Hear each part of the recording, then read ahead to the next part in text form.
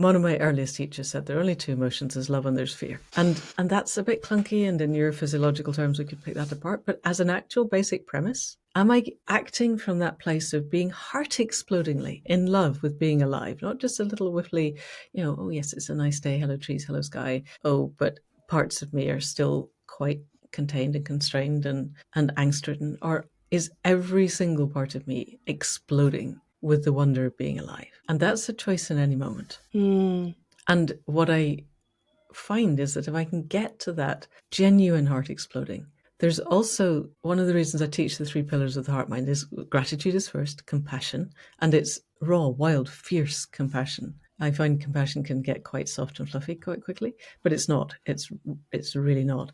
And the joyful curiosity that says, wow, this is so amazing. I wonder what happens next. And that takes my head mind offline. If I can stand on the knife edge of that, I stop believing that I know what's coming next. I stop. But humanity, part of, I think, what makes us human is this desperate need to plan ahead, foresee every possible problem and head it off at the pass and only go along the safe path, which is hallucination upon hallucination. But we tell ourselves it's possible. And what happens if I free myself up from that?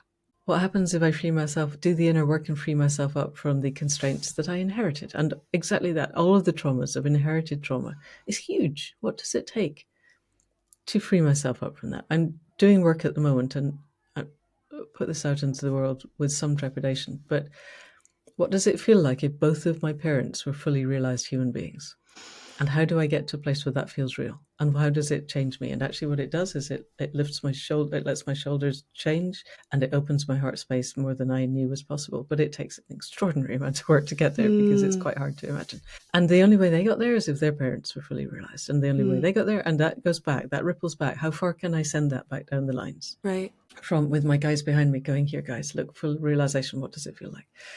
And that seems to me to be an ancestral healing that's worth it, because the energetic change in me feels tangible. So what's ours to do? I think the energetic, doing the internal work. So I need to change my relationship with myself and my capacity to relate with other people and my connection with the web of life.